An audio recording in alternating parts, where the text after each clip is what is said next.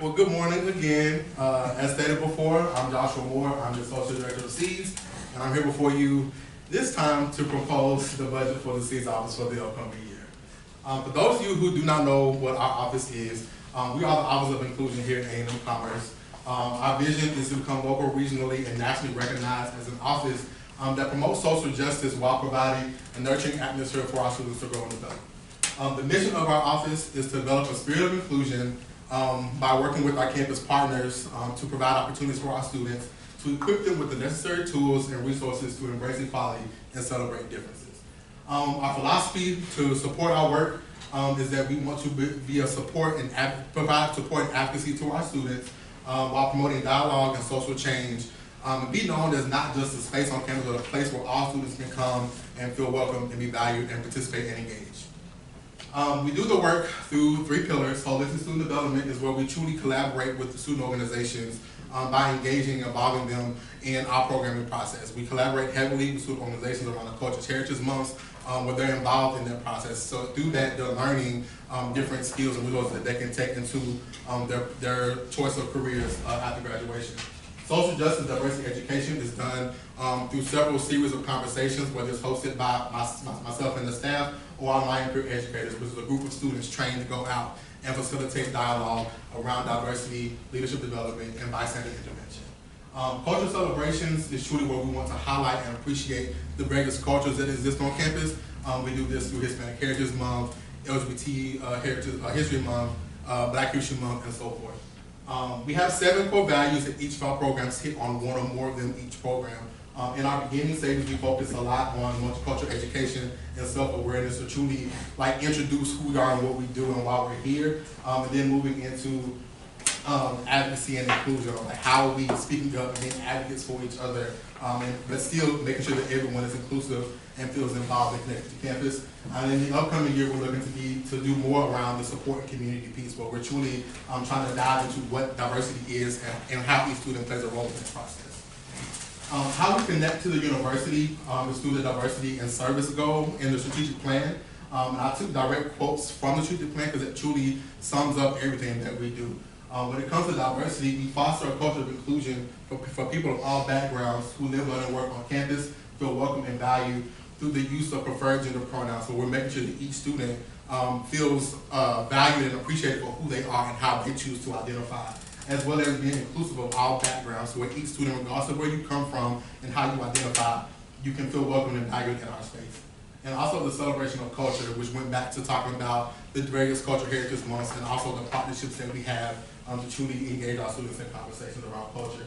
And when it comes to service, truly ensuring our students have opportunities to engage outside of the institution, to where when they leave this place, leave this institution as a graduate, that they're engaged with the tools that they need to go out and be very successful global citizens.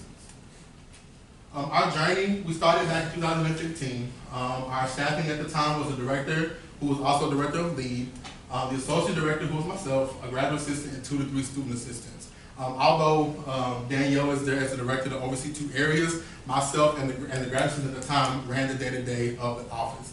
As you can see, each year we've increased our staffing in some capacity, and the programs that we offered as well as student participation also increased, which is justifying why we're asking for an additional funds to support additional staff in the upcoming year. Our Rites of Passage program is a program I truly want to highlight. That's been one that's been recently implemented that has truly been one that the students look forward to. And this is where we recognize the graduating students who identify part of the underrepresented populations of our LGBT population, our Hispanic, Latinx, as well as our African American. That program has grown from our first semester where we only had, I think, 65 to 70 participants to well over 200 in the most recent semester. We also plan to continue our campus collaborations in the upcoming year. We've been tasked with taking on the lead of the cultural nights that campus recreation used to hold, but we didn't absorb the funds, and so we're looking for additional funds in that realm, as well as working with the Campus Activities Board to truly still honor and recognize our winter holidays. So not just singling out a holiday, but our winter holidays, and that's what is done through our Around the World holidays, and that's also a cultural education program.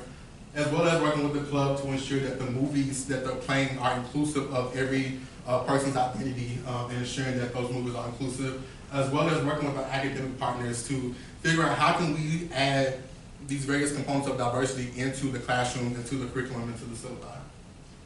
As you can see, as mentioned, we absorb the leadership on the cultural celebrations with the student organizations, so we're really looking for additional support in that realm.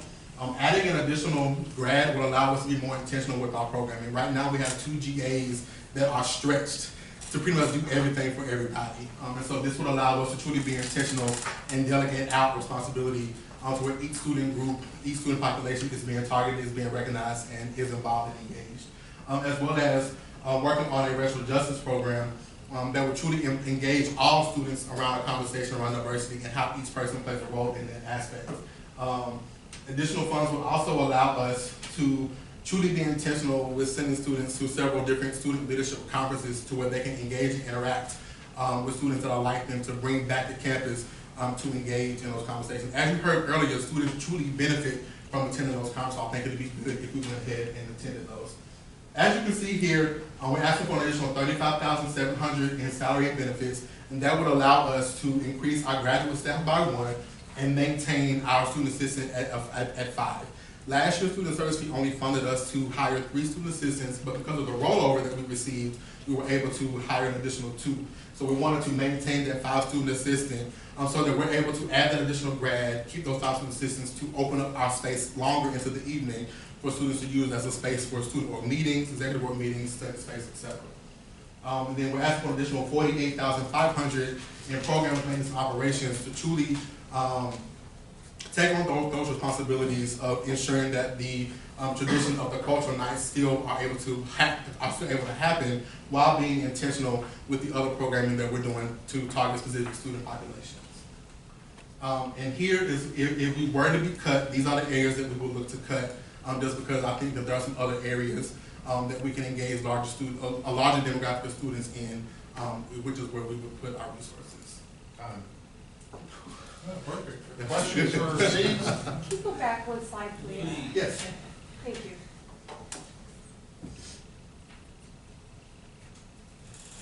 I have a question.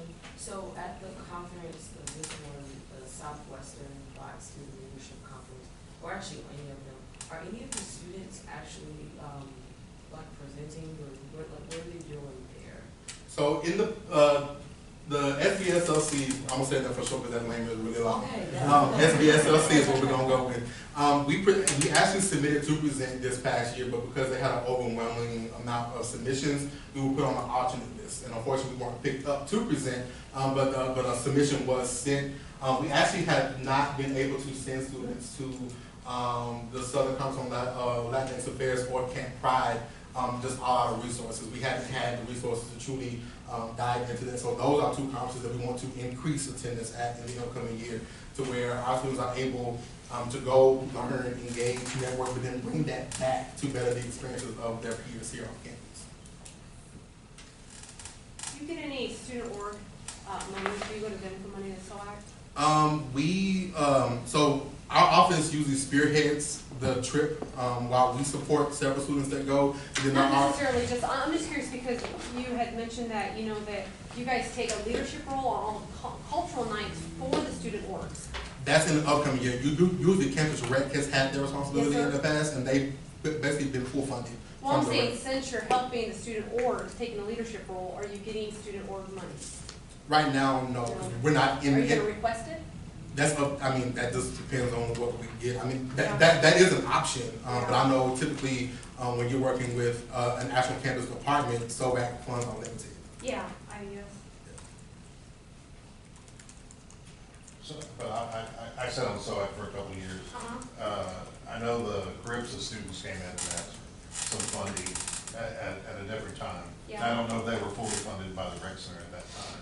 But I know at least they've come in before. And we've had ISA come in before, but it wasn't for Holy Fest, it was for another event. It just makes sense that if you're providing a leadership role, you should get a little bit of help. I agree. Agree? I agree. But that's some things that we'll think about going into the next year, because, you know, Campus Rec finished out this year by providing those opportunities, but then going into next year, they're not able to fund these programs as they once would, as well as have the staff to devote to taking the lead on meeting with student groups, ensuring that everything is done. So we've been tasked since our office is the Office of Inclusion, it just makes sense for it to be housed here. So we absorb the responsibility, but then absorb the funds that the RIC had to facilitate that process. In your budget, you got $6,000 for professional development. Can you talk about what that is? Yeah, that is for myself and my graduate assistants. In the field of student affairs, there's a lot of opportunities that we don't get from in-house professional development. When we talk about student development theory, best practices, a lot of that isn't done in-house. And so going out into the, yes, that's all conference attendance, travel, conference registration, lodging, and so forth. And most of the time, we submit to present at those conferences. So a lot of times, if we highly encourage all of our staff. In the past year, every member of our staff, including graduate assistants, submitted to present at a national conference. And actually, at this past NASPA convention, myself, Danielle, and my grad actually got accepted to present on Hispanic student mentoring. And so that was a unique experience because Karina, first year graduate assistant, that was her proposal. They got accepted. So we do try to present at these conferences when we go. It was also sponsored, so we had like sponsorships, and so because it was sponsored by our Latinx community, it was kind of pubbed a little bit more. So Texas A&M Commerce actually got put on the map because they only sponsored 3 programs out of the 400 that were submitted. Yeah, I actually have had, I think, 3 conversations since then about the work that we do here on campus with the limited amount of Hispanic faculty and staff. How are others engaged in the Hispanic student development? So we talked about the programs that my office does. I've routed them to Shatina for Mahez Axion and Dr. Fuentes for his work in Hispanic outreach. Yes. So what is your after, I know you said something about after hours and just being able to accommodate student work. Do you know, were you able to count how many requests that you get that maybe you can or cannot accommodate for after hours? And are y'all doing stuff on weekends too?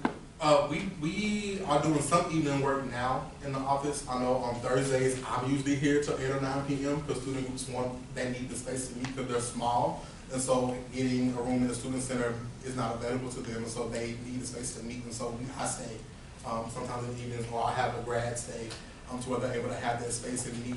Or depending on the group, if it's a group that I'm very familiar with and trust, I'll allow them to have the space by allowing them to sign a contract basically saying that you're going to leave it the way you got it, and then if not, this is what's going to happen.